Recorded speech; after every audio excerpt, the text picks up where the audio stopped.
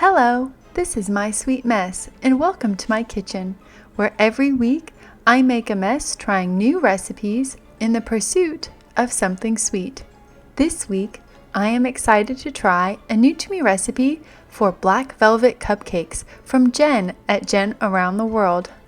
These cupcakes are topped with colorful buttercream frosting, a recipe from Nancy at Two Sisters Crafting.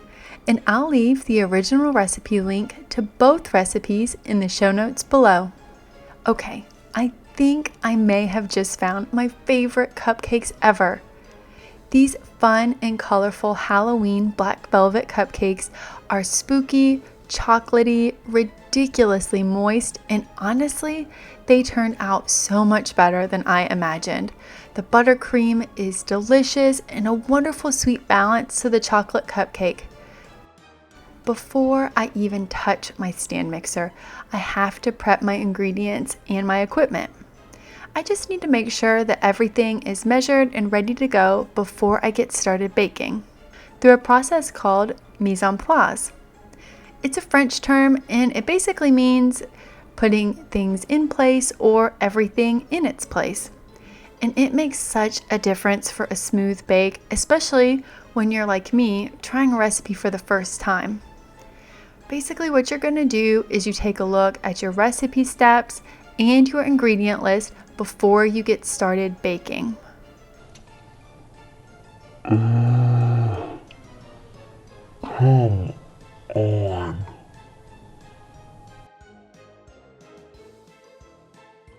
It's kind of like cleaning a space before you begin a DIY project. Cleaning as you go or working around the clutter just never seems to work. So I recommend prepping everything before you get started baking. I know it's a few more dishes at the end, but it does seem to make everything go smoother. For this recipe, I wanted to take extra care with the mise en place because the buttercream calls for slightly softened butter. So I wanted to make sure to pull it out of the fridge so it could start to come up to room temperature, but not get all the way to room temperature before I needed it. This recipe also calls for using cocoa powder. I chose to use black cocoa powder. It's super rich and helps boost that deep dramatic color in the cupcake. If you don't have black cocoa powder, the regular is absolutely fine. I had some on hand, so I thought I would use it. I am also using gel food coloring. I have black gel food coloring, which will go in the cupcake batter. Because the black food coloring is going into the batter, I will measure out what I'm going to use and then set that aside for later. I also have green, orange, and purple gel food coloring, which will go into the buttercream. I'm not going to measure those colors out because I want to be able to customize the intensity of the color when I get to that step. So I'm just going to set the bottles aside until I need them. Once I have all of my ingredients prepped, I will preheat the oven to 350 degrees Fahrenheit and get my cupcake tin and liners. If you don't have cupcake liners on hand, you can absolutely use cooking spray. These cupcakes are going to a work event, so I'm going to use cupcake liners so they are easier to handle. The recipe says it makes 24, but for me it was 12 regular cupcakes and 8 minis. So I'd recommend having both tins on hand, and that way when you get to the dishing out step, you've got them both ready to go. You will also need a stand mixer or an electric hand mixer, as well as a small bowl. Once all of your ingredients are measured and your equipment is prepped, it's time to get started with our bake. In a small bowl, I will whisk together the flour, cornstarch, cocoa powder, and a pinch of salt, and give that all a mix with the whisk. Once everything is whisked together, I will set this bowl aside for later. In the stand mixer fitted with the paddle attachment, I will beat together the butter, oil, and sugar until it is light and fluffy.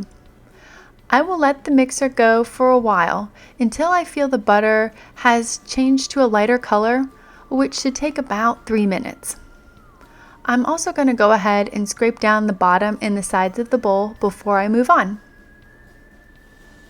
Once the butter, oil, and sugar looks well combined, I will add my eggs in one at a time, making sure everything is well mixed before I add in the vanilla. Once that looks well mixed together, I will add in the star, the dramatic star, black food coloring. Word of caution, be careful when you pour in the black food coloring.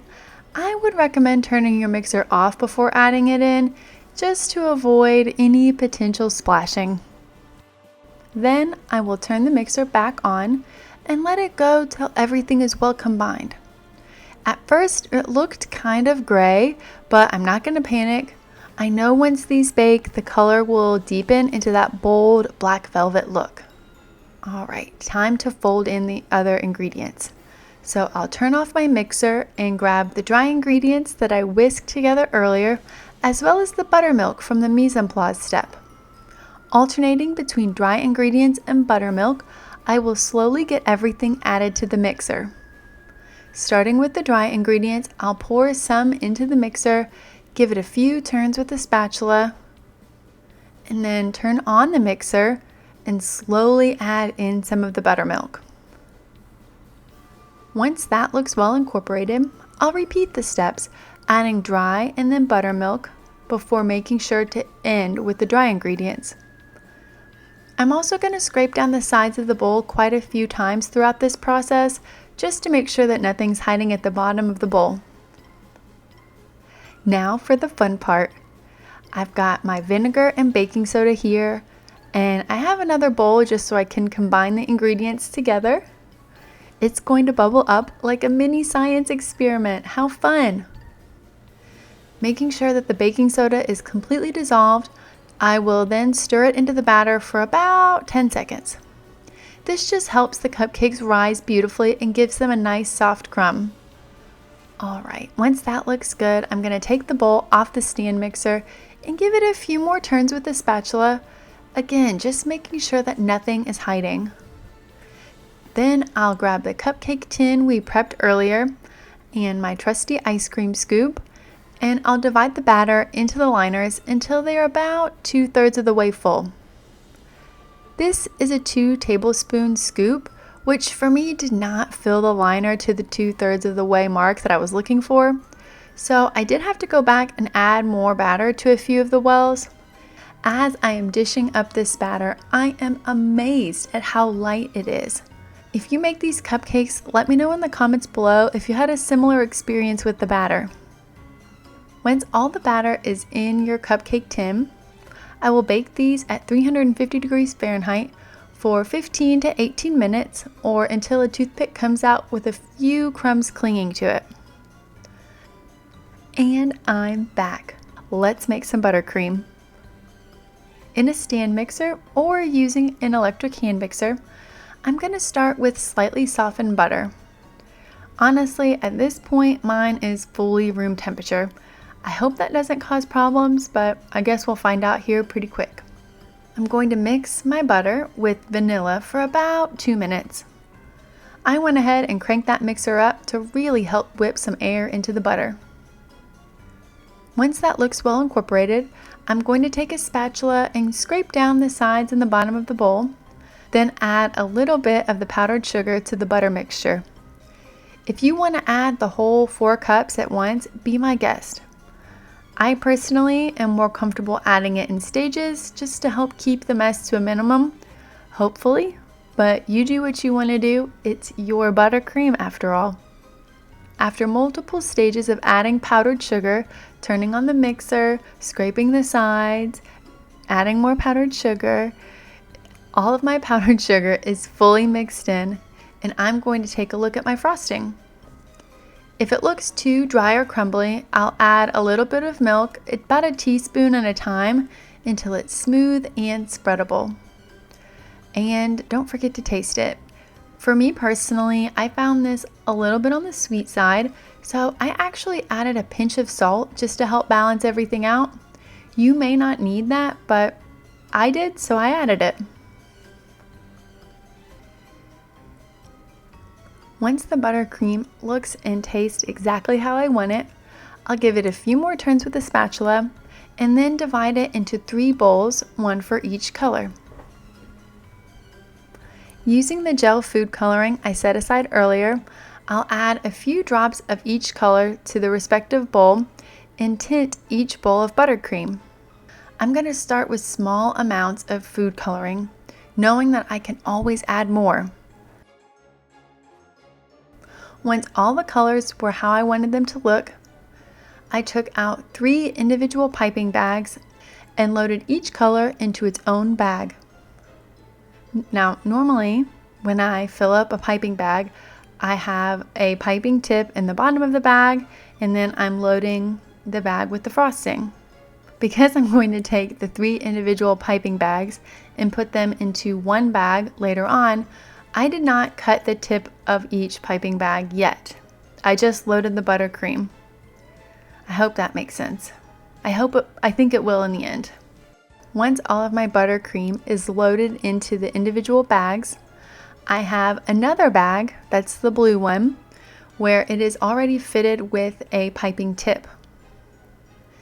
Now I will cut the piping bags for the colors and place them into the blue single piping bag. The intention here is that I will pipe the 3 individual colors from a single piping bag. It should make some really fun, swirly, Halloween tinted, colorful cupcakes. Transparently, piping was tough this week. I'll be honest, my hand hurt at the end of it because you're basically squeezing 3 piping bags at once. But I do have to admit, in the end, it totally paid off. Once all of my cupcakes were frosted, I, off camera, added some candy Halloween sprinkles, and look how cute these are. Oh, I cannot believe how well they turned out. For my first time making these, I am honestly blown away. These will look so good on any Halloween dessert table.